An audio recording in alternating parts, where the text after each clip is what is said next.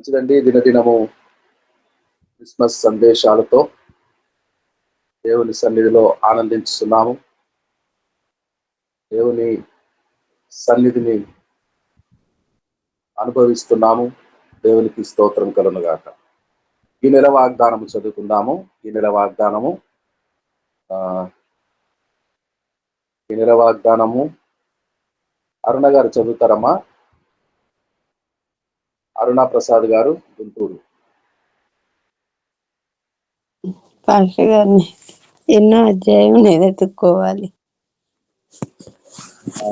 కీర్తనలు 21 కాదమ్మా, నహూము 1:7. నహూము 1:7 ఎవరినైనా చదవండి పాస్టర్ గారు, నేను ఎత్తుక్కోవాలంటే టైం పట్టింది. వాణిశ్రీ గారు చదువుతారా? నాకు గుర్తుండట్లేదు అది. వాణిశ్రీ గారు చదువుతారా? చదువుతున్నానండి. నహూము 1:7 యెహోవా ఉత్తముడు, శ్రమ దినమునందు ఆయన ఆశ్రయదుర్గము, తన యందు నమ్మిక ఉంచు వారిని ఆయన ఎరుగును. ఆమేన్. ఆమేన్, ఆమేన్. అరుణ గారు మీరే చిన్న ప్రార్థన చేయండి అమ్మా. వాగ్దానము మనందరి కుటుంబాల్లోనూ, సంఘములలోనూ, సార్వత్రిక సంఘ బిడ్డలందరికీ ఫలించులాగున, దేవుడు మేలు చేయలాగున చిన్న ప్రార్థన. అరుణ గారు. స్తోత్రం స్తోత్రం స్తోత్రం స్తోత్రం తండ్రి, పరిశుద్ధుడు, ఆశ్చర్యకరుడు, ఆలోచనకర్త, నిత్యుడు తండ్రి, సమాధానాధిపతి, బలమైన దేవుడు, గొప్ప దేవుడు తండ్రి, నీకు వందనాలు, స్తుతులు, స్తోత్రాలు తండ్రి. నాయన ప్రభువ, ఈ దిన వాగ్దానం ప్రతి ఒక్కరి జీవితాల్లో, ప్రతి ఒక్కరి హృదయాల్లో ఫలించులాగున సహాయం దయచేయమని ప్రార్థిస్తున్నాం తండ్రి. నాయన ప్రభువ, పాటల ద్వారా, చప్పట్ల ద్వారా మహిమ పొందారయ్యా. నీకు వందనాలు, స్తుతులు, స్తోత్రాలు తండ్రి. నాయన వాక్యంలోకి వెళ్ళనయ్యుండక కూడా తండ్రి నాయన, దైవ సేవకులు నాయన నిలవబెట్టుకొని మాకు కావలసిన వర్తమానం దయచేసి సహాయం చేయమని ఆయన ఆది నుంచి అంతవరకు మీరే నాయన కాచి కాపాడి నాయన ప్రభువా, నీ రెక్కల నీడలో మమ్మల్ని సురక్షితంగా ఉంచిన విధానాన్ని బట్టి కూడా వందనాలు, స్తుతులు, స్తోత్రాలు చెల్లించుకుంటూ ఈ చిన్న ప్రార్థన యేసుక్రీస్తు వారి శ్రేష్టమైన నామములో ప్రార్థించి అడిగి వేడుకుంటున్నాం తండ్రి. ఆమేన్. ఆమేన్. దేవునికి స్తోత్రం కలుగును గాక. హల్లెలూయా, హల్లెలూయా. పాస్టర్ గారు, లాజర్ గారు వందనాలండి. పాస్టర్ గారికి మీకు శుభములు. క్రిస్మస్ సందేశాలు గడిచిన దినములుగా దినదినము ధ్యానిస్తూ ఉన్నాము. అయితే అనేక సంవత్సరాలుగా క్రిస్మస్ సీజన్లో ప్రతి సంవత్సరము వాక్యాలు చదవటము, వినటము, నేను కూడా అనేక ప్రాంతాల్లో ఆయా భాషల్లో సందేశాలు అందించటము, దేవుడు నాకు సహాయం చేయటము జరుగుతూ ఉంది. అయితే ఈ సంవత్సరము దినదినము క్రిస్మస్ సందేశాలు దేవుడు నాకు కొత్తగా ఇచ్చినవే, ఇదివరకు ఎన్నడూ ఎక్కడ ప్రకటించనివే.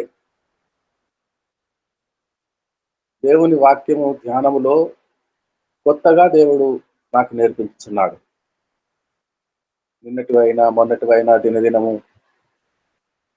ఈరోజు కూడా ఒక కొత్త, ఇదివరకు ఎప్పుడు ఎక్కడ నేను విననివి, నేను ఎక్కడ ప్రకటించనివి దేవుడు నాకు నేర్పించినవి. ఒక కొత్త సందేశమే, కొత్త వర్తమానమే. నేను కూడా ఎక్కడ వినలేదు. దేవుడే నాకు వినిపించాడు, నేర్పించాడు.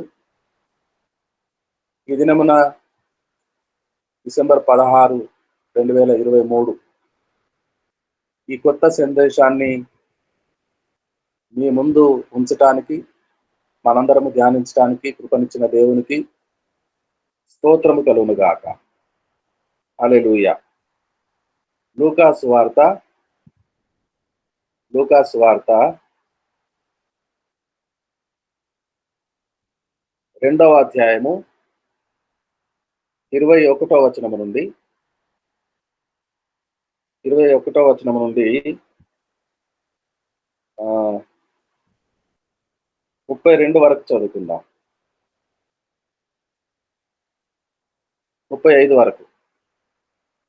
లూకా సువార్త 2వ అధ్యాయము 21వ వచనము నుండి 35 వరకు. వాణిశ్రీ గారు చదువుతాను. చదువు. అందరికీ ప్రైజ్ లార్డ్ అండి. లూకా సువార్త 2వ అధ్యాయము 21వ వచనం నుంచి చదువుకుందాం. ఆ శిశువునకు సున్నతి చేయవలసిన 8వ దినము వచ్చినప్పుడు గర్భమందాయన పడక మునుపు దేవదూత చేత పెట్టబడిన యేసు అను పేరు వారు ఆయనకు పెట్టిరి. మోషే ధర్మశాస్త్రము చొప్పున వారు తమ్మును శుద్ధి చేసుకుని దినములు గడిచినప్పుడు ప్రతి తొలిచూలు మగ పిల్ల ప్రభువుకు ప్రతిష్ఠ చేయబడవలెను అని ప్రభు ధర్మశాస్త్రమందు వ్రాయబడినట్టు ఆయనను ప్రభువుకు ప్రతిష్ఠించుటకును ప్రభు ధర్మశాస్త్రమందు చెప్పబడినట్టు గువ్వల జతనైనను 2 పావురముల పిల్లలనైనను బలిగా సమర్పించుటకును వారు ఆయన్ను యెరూషలేమునకు తీసుకొని పోయిరి. యెరూషలేమునందు సుమయోనను ఒక మనుష్యుడుండెను. అతడు నీతిమంతుడును భక్తిపరుడనై ఉండి ఇజ్రాయేలు యొక్క ఆదరణ కొరకు కనిపెట్టువాడు. పరిశుద్ధాత్మ అతని మీద ఉండెను. అతడు ప్రభు యొక్క క్రీస్తును చూడక మునుపు మరణము పొందడని అతనికి పరిశుద్ధాత్మ చేత బయలుపరచబడి ఉండెను. ఆత్మవశుడై అతడు దేవాలయంలోనికి వచ్చెను. అంతట ధర్మశాస్త్ర పద్ధతి చొప్పున ఆయన విషయమై జరిగించుటకు తల్లిదండ్రులు శిశువైన యేసును దేవాలయంలోనికి తీసుకొని వచ్చినప్పుడు అతడు తన చేతులలో ఆయన్ను నెత్తుకొని దేవుణ్ణి స్తుతించుచు ఇట్లనెను, నాథా, ఇప్పుడు నీ మాట చొప్పున సమాధానముతో నీ దాసుని పోనిచ్చుచున్నావు. అన్యజనులకు నిన్ను బయలుపరచుటకు వెలుగుగాను నీ ప్రజలైన ఇజ్రాయేలుకు మహిమగాను నీవు సకల ప్రజల ఎదుట సిద్ధపరిచిన నీ రక్షణ నేను కన్నులారా చూచితిని. యోసేపును ఆయన తల్లియు ఆయన్ను గూర్చి చెప్పబడిన మాటలను విని ఆశ్చర్యపడిరి. సుమయోను వారిని దీవించి, ఇదిగో, అనేక హృదయాలోచనలు బయలుపడినట్లు ఇజ్రాయేలులో అనేకులు పడుటకును తిరిగి లేచుటకును వివాదాస్పదమైన గుర్తుగా ఈయన నియమింపబడి ఉన్నాడు. మరియు నీ హృదయములోనికి ఒక ఖడ్గము దూసుకుని పోవునని ఆయన తల్లి అయిన మరియతో చెప్పెను. ఆమేన్. ఆమేన్. దేవునికి స్తోత్రము కలుగును గాక. ప్రార్థన. పరిశుద్ధుడా, కృపగల తండ్రి, గొప్ప దేవ, 2023వ సంవత్సరము క్రిస్మస్ సీజన్లో ఇంటింటా పిల్లల పాటలు, సంఘాలలో పిల్లలు యవ్వనులు కలిపి క్రీస్తు జనన వివరమును దృశ్య రూపకముగా నేర్చుకొని అనేకుల ఎదుట ప్రదర్శించుట, పిల్లల్లో సంఘాలలో కొత్త వారిని ఆహ్వానించి వారికి అనేకమైన పిండి వంటల ద్వారా, సువార్త సునాదముల ద్వారా, సంగీతముల ద్వారా, సాక్ష్యముల ద్వారా క్రీస్తు జననమును ప్రకటించే మరొక అవకాశము, గొప్ప భాగ్యము కలిగిన సంఘములన్నిటిని బట్టి, కుటుంబాలన్నిటిని బట్టి నీకు స్తోత్రం చెల్లిస్తున్నాం. ఈ దినము సందేశము కొరకు ప్రభువా మీరు ఇస్తున్న వాక్యము మేమందరము కలిసి ఏకమై ధ్యానించుటకు సిద్ధముగా ఉన్నాము. మా మంచి యేసయ్య మాకు మంచి బోధకుడవై, పరమ గురుడవై, వాక్యమును విడుదల చేసి నీ ఆత్మ ద్వారా నీకు మహిమకరముగా ఉండుటకు, మేము దీవించబడుటకు కృప చూపుమని యేసు పరిశుద్ధ నామమున ప్రార్థన అడిగి వేడుకొనుచున్నాము పరమ తండ్రి. ఆమేన్. ప్రియులారా, సిమియోను క్రిస్మస్ లో అనేకమైన సందేశాలు, అనేకుల వ్యక్తులను గురించి, ప్రదేశములను గురించి క్రమముగా ధ్యానిస్తూ వస్తున్నాము. ఈరోజు మన ధ్యానము సుమయోను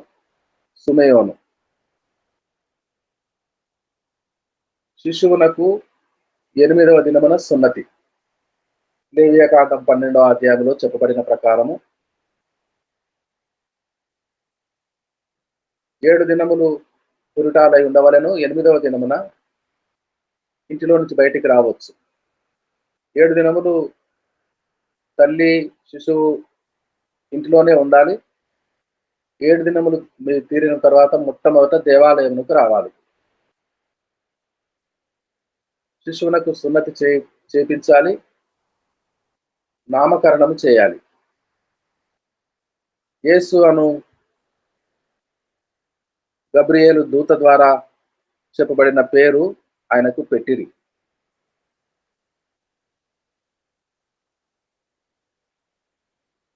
ఎనిమిదవ దినమున నాటి నుండి యేసు నామ సంవత్సరావళి క్రీస్తు శకము ప్రారంభము. 25నే పుట్టాడా, 50న పుట్టాడా, 100వ తారీఖున పుట్టాడా, ఎన్నెన్నో మన వాక్యములో నుంచే మనకు విమర్శలు, మన క్రీస్తునాథుని జననమును గురించి విమర్శలు మన వాళ్ళే చేస్తారు. నిలబడి గంభీరోపన్యాసాలు, చలోక్తులు, చమత్కారాలు. ఇంతకి వాళ్ళు చేసుకుంటారో ఇళ్లలో మాట్లాడేవారు, మానేస్తారో అది వారి వ్యక్తిగతం.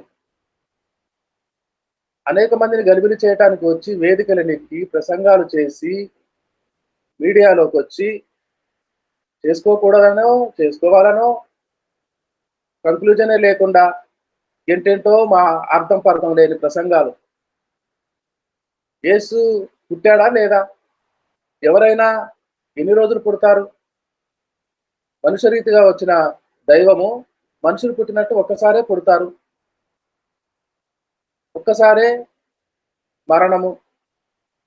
ఫిబ్రవరి 9:27లో మనుషులందరూ ఒకసారి మరణించవలనని పరలోక తీర్మానము. మనుషులందరూ, మనుషుగా పుట్టిన యేసయ్య కూడా మరణించాడు ఒక్కసారే. 3.5 సంవత్సరాల ముందు పుట్టాడు ఒకసారే. ఏదో ఒక దినమున పుడతారు కదా, ఒకనాడే సున్నతి కదా, రోజు రోజు సున్నత, ఒకనాడే నామకరణము కదా, రోజు రోజు నామకరణమా?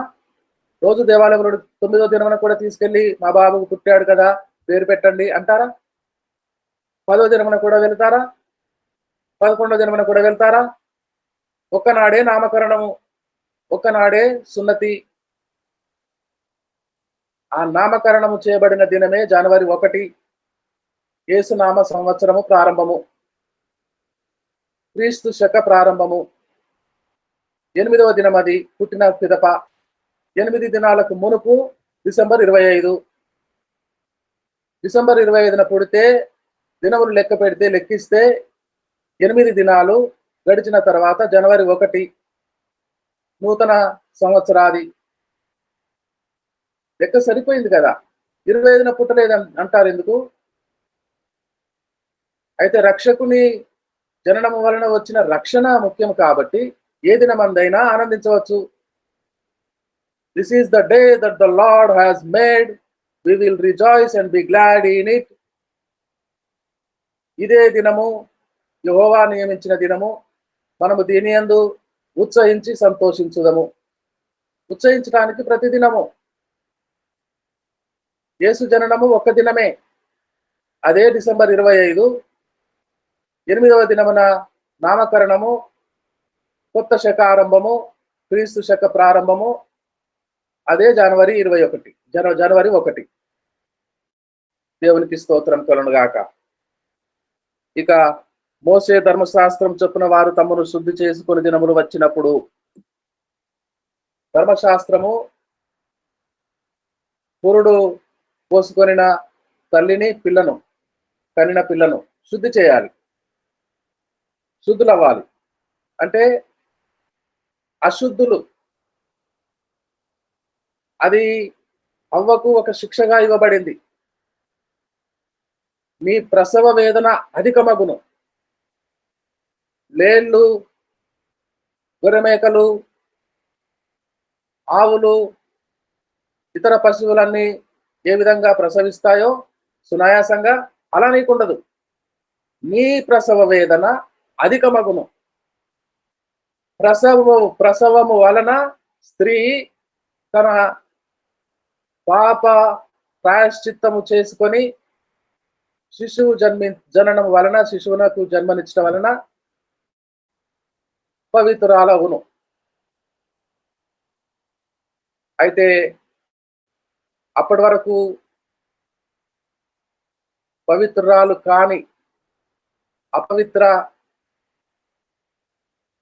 స్త్రీ గర్భములో ఉన్నాడు కనుక శిశువు, తల్లికి ఉన్న అపవిత్రత కుమార్తెకు కూడా. వారిద్దరిని నామకరణ దినమున ప్రార్థనలు చేసి దేవాలయంలో, ఇళ్లలో దేవుని సేవకులను ఆహ్వానించుకొని ప్రార్థన చేసి ఆ తల్లిని పిల్లను వారికి కలిగిన అపవిత్రత నుండి విడుదల చేస్తారు. వారు పవిత్రులవుతారు.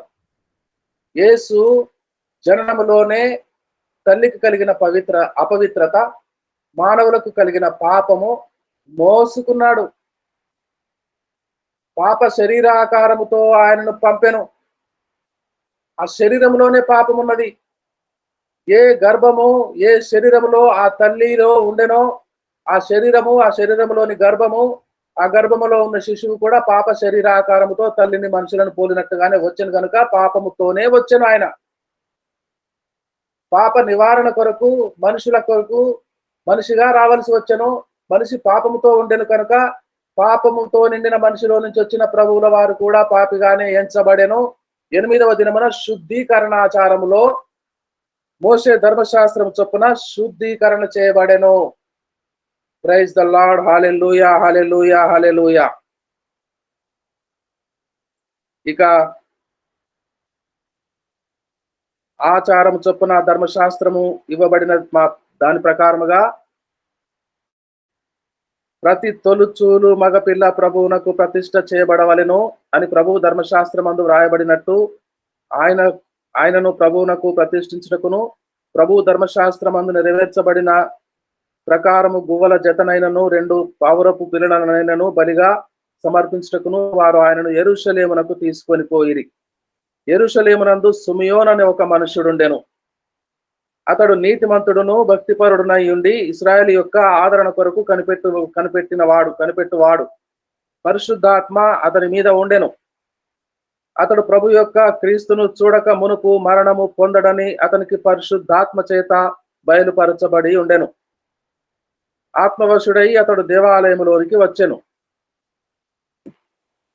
ఆత్మవశుడైన సిమియోను బహుకాలము గడిచిన వృద్ధాప్యంలో ఉన్నాడు. సిమియోను యాకోబు అనగా ఇశ్రాయేలు కుమారులలో 2వ వాడు.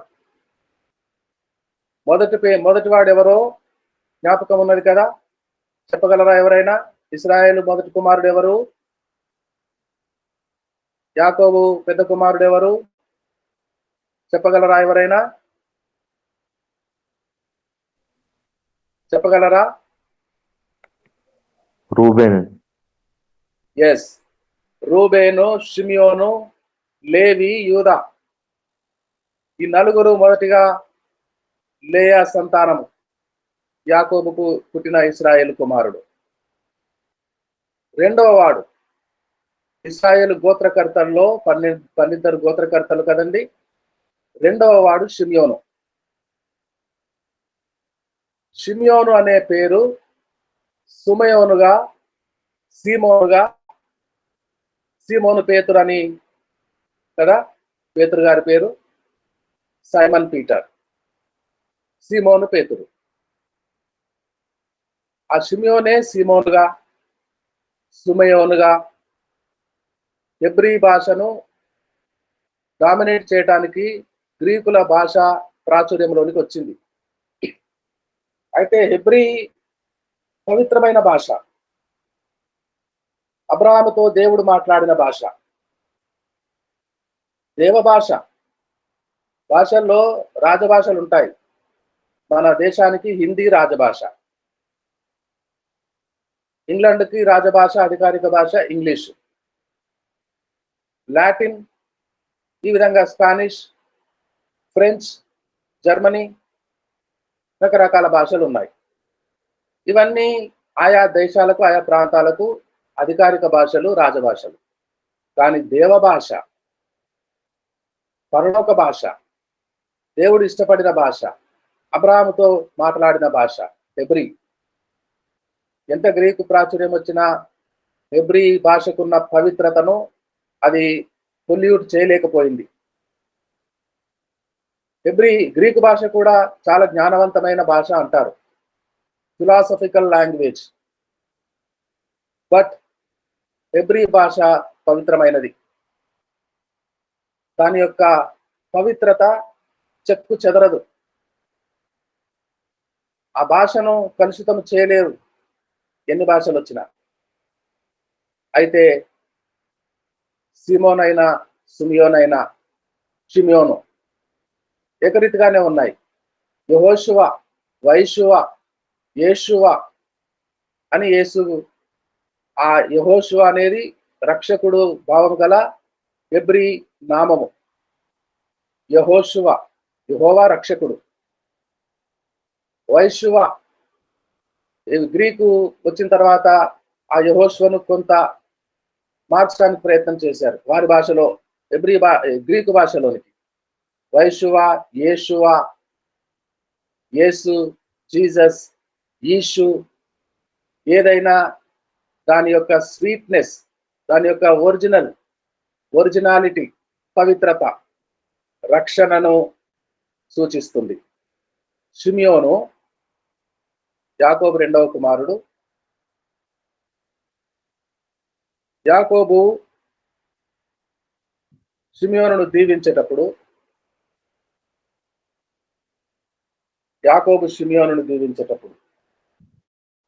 యాకోబు తండ్రి హృదయమును నొప్పించారు షిమియోను, లేవి దీనా విషయంలో.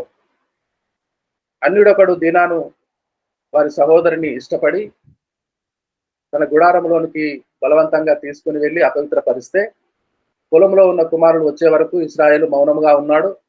కుమారులు అందరూ వచ్చిన తర్వాత సంగతి చెప్పాడు. ఇప్పుడు ఎక్కడ సహోదరి? వారింటిలోనే ఉన్నది. అత్యాగ్రహులై తండ్రికి చెప్పక, అన్నదమ్ములకు చెప్పక రహస్యముగా ఒక రాత్రి యందు వెళ్ళి వారిని యుద్ధమాడి కత్తులతో నరికి అనేక మందిని తమ సహోదరిని తెచ్చుకుంటారు. మాటల ద్వారా సామరస్యంగా మనం వెళ్ళి పగటిపూట వారితో మాట్లాడదాం. వాడు అవమానపరచడమే కాదు, అమ్మాయిని వివాహం ఆడ ఉద్దేశించి ఉన్నాడు, పెళ్లి కూడా చేసుకుంటానంటున్నాడు. అయితే అన్యునికి మా చెల్లిని ఇస్తామా? వివాహం చేసుకోవటానికి వాడేవాడు అని కోపగించుకున్నారు షిమియోను, లేవి. అయితే తండ్రి హృదయములో ఆ గాయం ఉన్నది. ఇక వెళ్ళిపోయే సమయం వచ్చినప్పుడు, ఇశ్రాయేలు అవసాన కాలమందు పితరుల యొద్దకు చేర్చబడుతున్నప్పుడు కుమారులందరినీ దీవిస్తూ వస్తున్నాడు. షిమియోనును దీవించడానికి వచ్చినప్పుడు ఆదికాండము 42:24 వచనం. ఆదికాండము 42:24 షిమియోను విషయం. తండ్రి దీవెన ఇచ్చేటప్పుడు షిమియోను విషయంలో విడుదల చేసిన మాటలు. ఆదికాండము 42:24. Johnson please. అతడు వారి యొద్ద నుండి అవతలకు పోయి ఏడ్చి మరలా వారి యొద్దకు వచ్చి వారితో మాట్లాడి వారిలో సిమియోనును పట్టుకొని వారి కన్నుల ఎదుట అతను బంధించెను. ఒక్క నిమిషం 49:5 వచనం. 49:5 వచనం.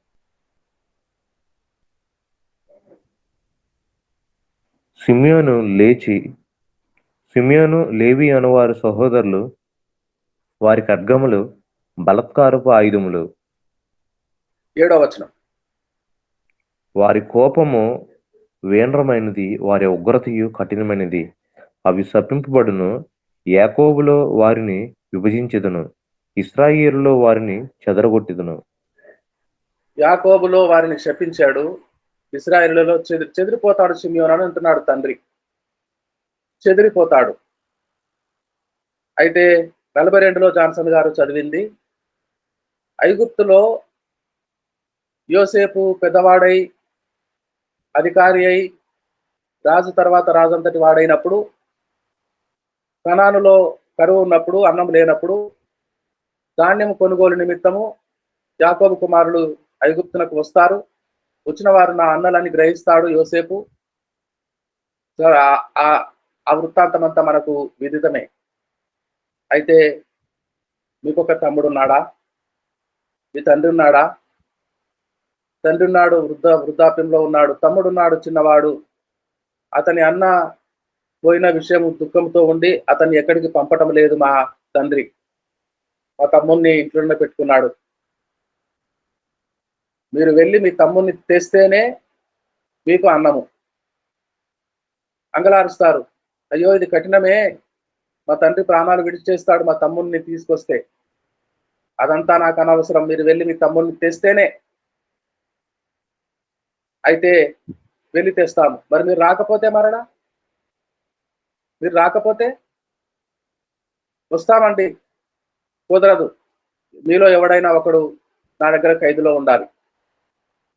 ఆ ఖైదులో ఉన్న వారి నిమిత్తము మీరు వెళ్ళి మీ తమ్ముడిని తీసుకురావాలి అంటాడు యోసేపు. అప్పుడు మిగతా అన్నదమ్ములందరూ వెళుతారు. యోసేపునొద్ద ఖైదీగా ఈ షిమ్యోనే ఉంటాడు. ఇప్పుడు చదవండి 42:24. 42:24 జాన్సన్.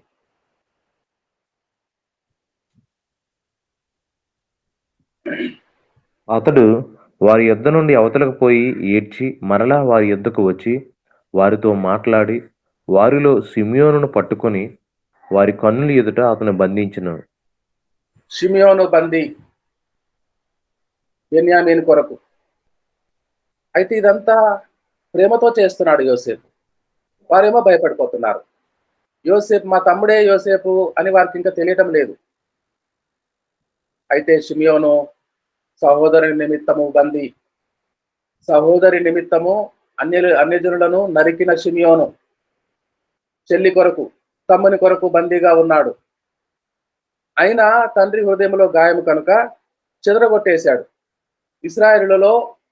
ఇశ్రాయేలీలలో షిమ్యోను చెదిరిపోతాడు అని తండ్రి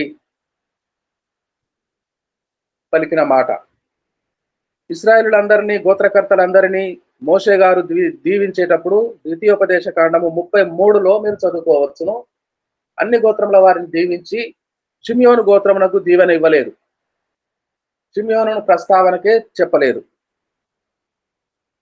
అయితే ప్రియులారా,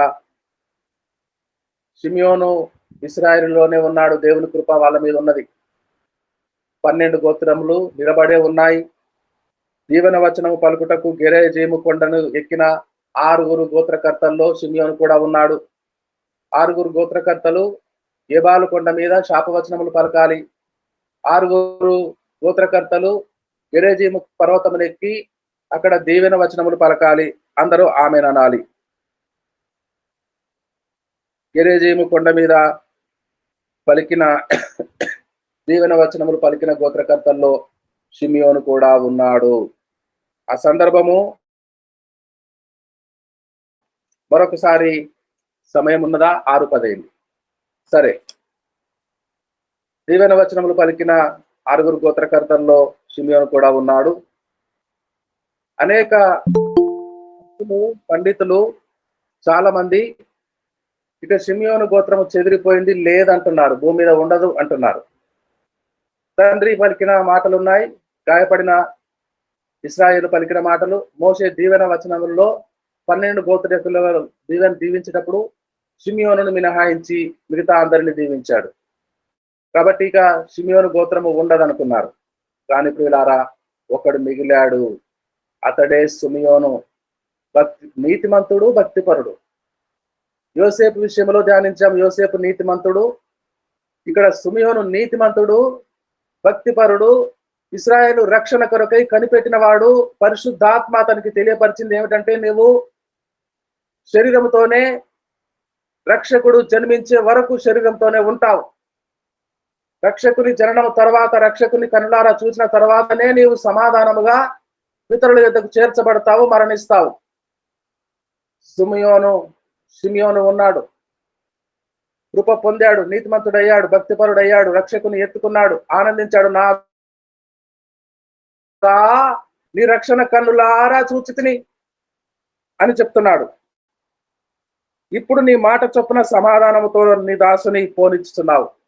యేసును ఎత్తుకున్నాడు, గుండెలకు హత్తుకున్నాడు, నుదుటి మీద ముద్దు పెట్టుకున్నాడు, తల్లిని తండ్రిని దీవించాడు, సంభవింపబో సంగతులు చెప్పాడు, అనేకుల హృదయాలోచనలు బయలుపడు. ఇప్పుడు వచ్చేసాడు రక్షకుడు. ఈయన ద్వారా హృదయములను శోధించేవాడు ఇతను. ఈయన ద్వారా అనేకుల హృదయాలోచనలు బయలుపడతాయి. నీ హృదయంలోనికి ఖడ్గము దూసుకొని పోవును. మరియా ఆత్మవశుడై పరిశుద్ధాత్మలో మాట్లాడుతున్నాడు. చెదిరిపోయాడనుకున్న షిమియోను గోత్రము దేవుడు కృప చూపించాడు, షిమియోనును నిలబెట్టాడు. అంత మాత్రమే కాదు ప్రియులారా, ప్రకటన గ్రంథములో ఒక్కొక్క గోత్రానికి 12,000 మంది ముద్ర పొందిన వాళ్ళు పరిశుద్ధులు. అంటే యేసు రెండవ రాకడ తర్వాత కూడా ఉంటారు అని చెప్పబడినట్టుగా ఆఖరి వరకు 12 గోత్రములు ఉంటాయి అని చెప్పడానికి గుర్తుగా, నిదర్శనముగా షిమియోను గోత్రము కూడా ఉండును అని ప్రకటన 7:7, ప్రకటన 7వ అధ్యాయము 7వ వచనం.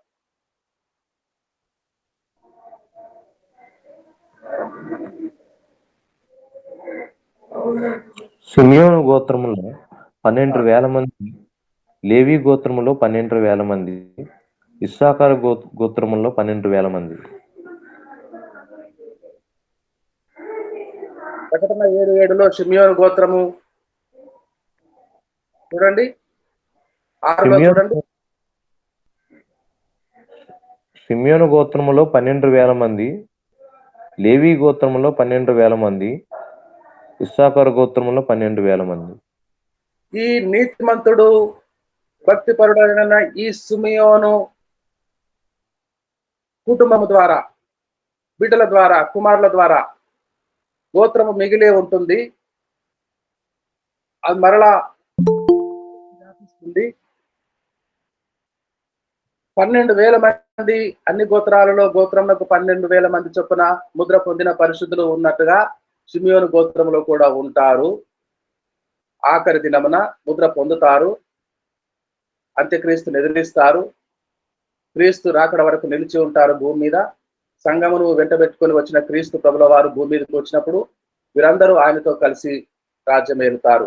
ఆఖరి దినం వరకు షిమియోను ఉన్నాడు దేవుని కృపలో. దేవుని ఏర్పాటులో షిమియోను ఉన్నాడు. అంతమంది లేవి గోత్రికులైన యాజకులు దేవాలయంలో ఉంటే, పరిసయ్యులు, ప్రధాన యాజకులు, సద్దూకయ్యులు, కేవలము ఈ షిమియోను గోత్రికుడైన ఒకడే యెరూషలేములో క్రీస్తు జననం వరకు నిలిచి ఉండి దూతల పాట ద్వారా గొల్లలు పట్టణమంతా ప్రాచుర్యం చేస్తే ఆ సంగతులు విని యేసు పుట్టాడని, రక్షకుడు పుట్టాడని, వృద్ధాప్యములో ఉన్న తన ఇంటిలో ఆ పట్టణంలోనే ఉన్న అతను అదే యేసు దేవాలయంలోనికి తేబడిన ఆ గడియ పర్ఫెక్ట్ టైమింగ్ దేవునికి స్తోత్రం కలుగుగాక. ఎప్పుడైతే పరిశుద్ధ దంపతులు యేసును తీసుకొని దేవాలయంకు వచ్చారో అదే గడియలో అప్పుడే షిమియోను కూడా దేవాలయంలోనికి ప్రవేశించాడు. యవనస్తుడు కాదు మాటి మాటికి వచ్చిపోవటానికి. అప్పటికి అనేక దినములైంది దేవాలయంలోనికి రాలేదు. ఇంటి వద్దనే ఉన్నాడు, ప్రార్థనలలో ఉన్నాడు. పరిశుద్ధాత్మ తెలియపరిచాడు, వచ్చాడు యేసు, ఎత్తుకొని ఆనందించడానికి వెళ్ళవా షిమియోను? అదిగో గొల్లల పాట ద్వారా పట్టణమంతా ప్రాచుర్యమైంది. యూదుల రాజు పుట్టాడని, దావీదు పట్టణమందు రక్షకుడు పుట్టాడని మాటలు వినపడుతున్నాయా? కేకలు ఆలకిస్తున్నావా? పాటలు వినిపిస్తున్నాయా? ఇదిగో పుట్టాడు, లేచి బయలుదేరు. Perfect timing. యేసు దేవాలయంలో ఉండుట, సిమియోను ప్రవేశించుట, ఎత్తుకొనుట, ఆనందించుట, పాడుట, పేరు పెట్టుట, దేవునికి కానుకలు చెల్లించినవి సిమియోనే స్వీకరించుట. పరిశుద్ధ దంపతుల కానుకలు. దేవుడు సిమియోను వారిని నిండారులుగా దీవించుట. సిమియోను యేసు సంకల్పములో ఉన్నాడు, దేవుని సంకల్పములో ఉన్నాడు, యేసు జననములో ఉన్నాడు, నామకరణములో ఉన్నాడు, ఆఖరి వరకు ఉంటాడు. రాజుల రాజుగా యూదా గోత్రపు ప్రథమ సింహమై వస్తున్న యేసును ఎదుర్కోవటానికి ముద్ర పొందిన 12,000 మంది పరిశుద్ధులు ఈ సిమియోను గోత్రములో కూడా మిగిలి ఉంటారు. దేవునికి స్తోత్రం కలుగును గాక. దేవుడి మాటల చేత మనందరినీ దీవించును గాక. రండి ప్రార్థన. జాన్సన్ గారు ముగింపు ప్రార్థన.